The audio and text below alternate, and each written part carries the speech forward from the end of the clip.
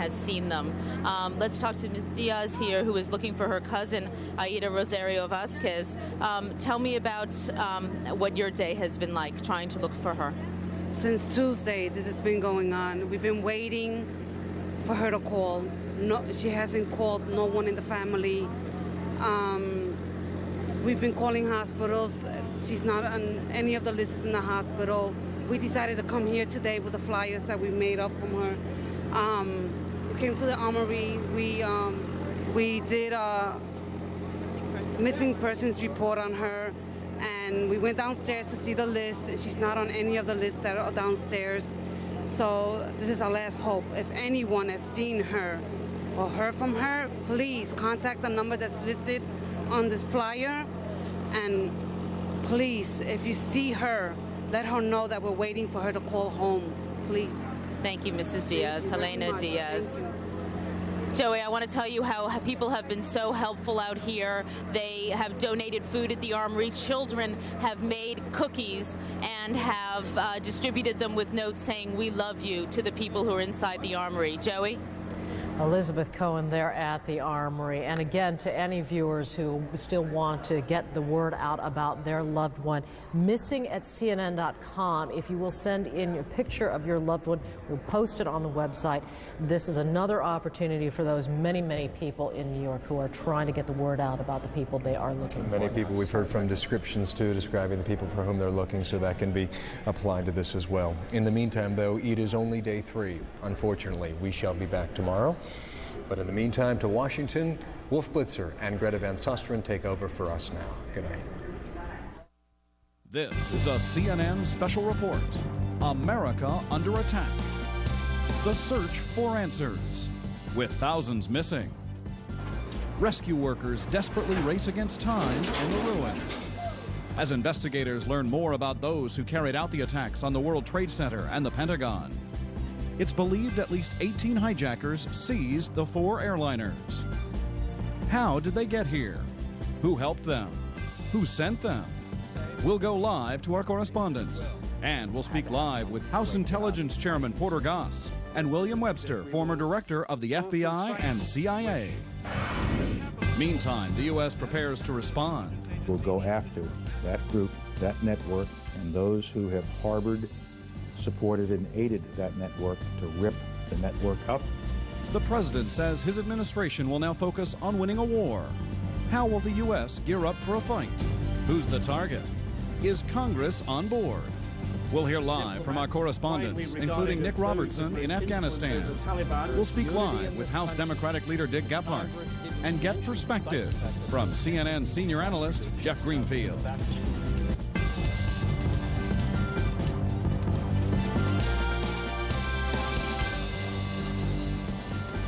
Good evening, I'm Wolf Blitzer reporting tonight from Washington. Behind me, the White House, identified as a terrorist target. The security perimeter has been extended with surrounding streets closed. I'm Greta Van Susteren. In the background, the Capitol, where Congress is moving to aid families victimized by Tuesday's terror attacks and channel billions of dollars to a new war against terrorism.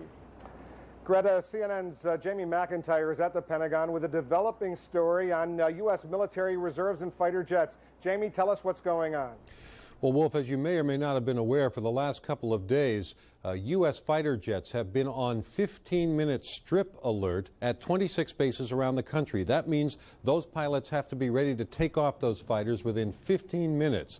In order to respond to any threat against the United States. Those have been mostly air and guard troops manning those planes. Now the Pentagon is considering calling up thousands of reservists to provide more pilots and air crews to man those planes and to fill some critical shortages in special areas that might be needed in the rescue efforts.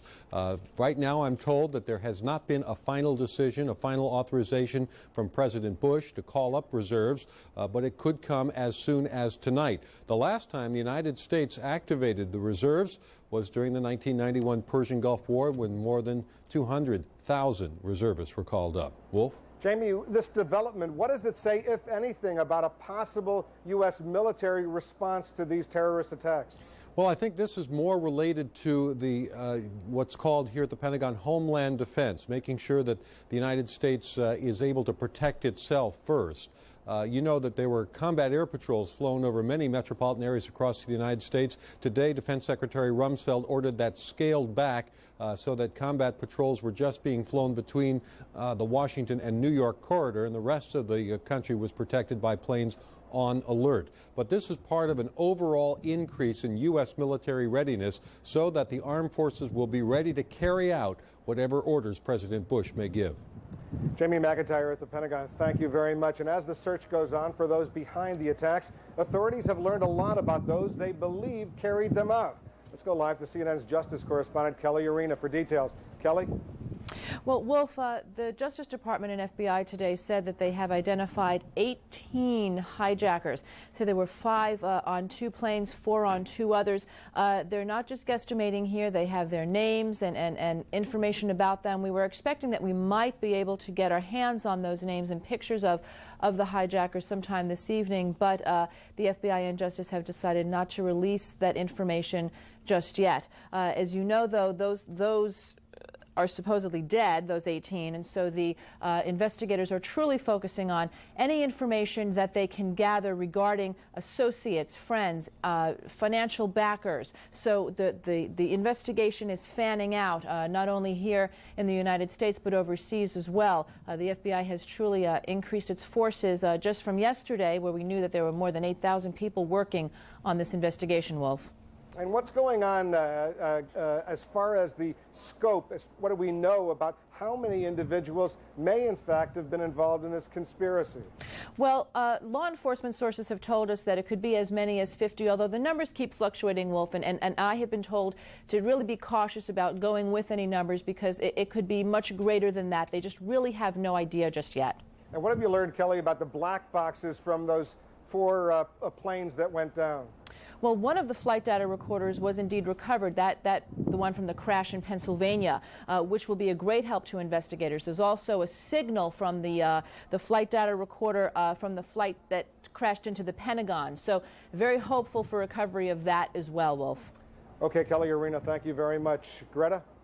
Search for clues leading to those behind the attacks is taking investigators around the world. CNN national correspondent Mike Betcher has the latest on that investigation, and he joins us from Atlanta. Mike? Clearly. Can you hear me? Well, as investigators around the world and in the United States attempt to unravel this terrorist conspiracy, several people have been detained for questioning, and at New York's Kennedy Airport, at least one person was arrested today because he had a fake pilot ID, according to New York City police. But the biggest break in the day came from those comments from the Attorney General when he said his agents and the FBI had a list of 18 people who were aboard those hijacked jets. Mohammed Atta, shown in this photograph, and Marwan al-Shari are 2 of the men on that list of 18, according to federal investigative sources. Both held United Arab Emirate passports, but it's not clear if they are actually citizens of that country. The lives the 2 men led are the objects of an intensive international investigation, stretching from Florida to Germany. In Hamburg, Germany, federal police launched an extensive search of an apartment shared by Mohammed Atta and Marwan al-Shari last February.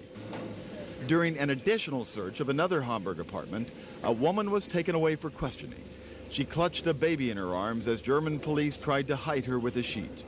During the night, a total of 8 apartments were searched in the Hamburg area. Back in the U.S. in Pompano Beach, Florida, FBI agents converged on a small rental car company called Warrix. Records show that Atta rented 2 automobiles at that location. Well, the first contract, he only put on 200 miles, 254 miles or something like that, which is very small. That's exceptionally small. The next contract was the 2-week rental, and he drove 1,915 miles, which he had told me he'd been over on the West Coast. He called me from over on the West Coast. The FBI also came here, a company called Sim Center in Opelika, Florida. The owner said 3 men, Atta among them, paid cash for 6 hours of flight instruction on a Boeing 727 simulator. Their instructor, Henry George, said they weren't too interested in takeoffs and landings. What I can recollect from my memory is that we mostly did turns in a couple of approaches. I don't think we did any more than that. It was, like I said, it was not a structure. It wasn't our typical or normal lesson plan. The FBI knocked on hundreds of doors today, and before it's all over, they will be knocking on tens of thousands of doors. Also tonight, we would like to correct a report that appeared on CNN last night. Based on information from multiple law enforcement sources, CNN reported that Adnan Bukhari and a brother Amir of Vero Beach, Florida, were suspected to be two of the pilots who crashed into the World Trade Center. Today, CNN learned that Adnan Bukhari is still in Florida, where he was questioned yesterday by the FBI, and after taking a lie detector test, today he was cleared of involvement in Tuesday's airliner attacks. We are sorry for the misinformation. Through his attorney, Bukhari says he is not connected at all with this, that he is helping authorities, and that any documents that they found with his name means his identity was stolen. He says Amir Bukhari, who he says is not his brother, died in a small plane crash last year. Greta? Mike, we now have identified, or at least the authorities have, the 18 hijackers. How about anyone who may have aided or helped them in this terrible crime? Is there any information leading to those?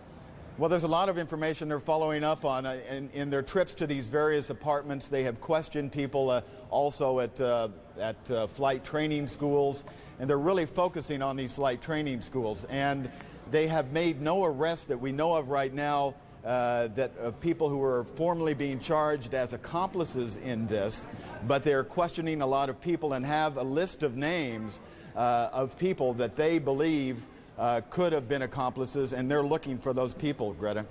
All right, thanks to Mike Fetcher, our national correspondent in Atlanta. The administration and Congress seem to be responding to the terror attacks with one voice. Joining us now from Capitol Hill is the chairman of the Senate Foreign Relations Committee, Joe Biden. Senator, America is quite angry. What can they expect in the weeks to come? I hope what they can expect is two things, Greta. Number one is the biggest coalition that you've ever seen in the world that is being put together by the administration headed by Colin Powell to deal with systemic terrorism.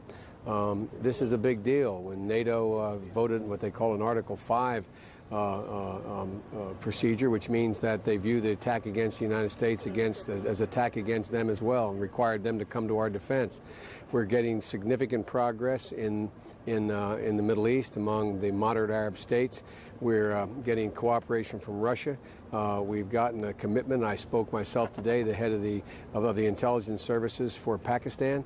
And so I think you'll see that, number one. Number two, I think when we have clearly identified who these folks are, taken that to this coalition, we will not only be going alone, we will go with the support of the world, which is a fundamentally different position to be in than we have been before.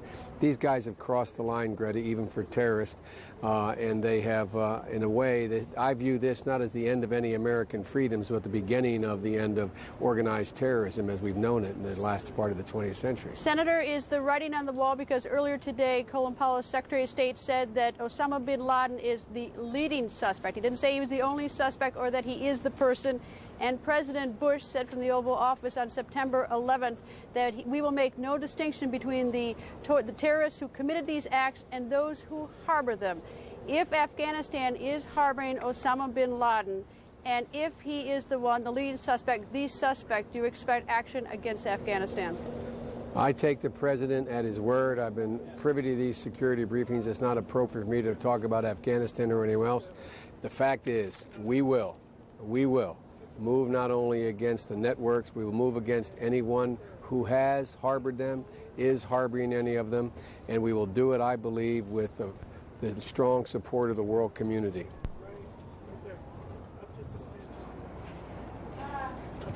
I'm sorry I lost you. Senator, is the state of our defense such that in the event the president does decide to take military action, we're ready? I believe we are. I believe we are ready, and there will be absolute unity.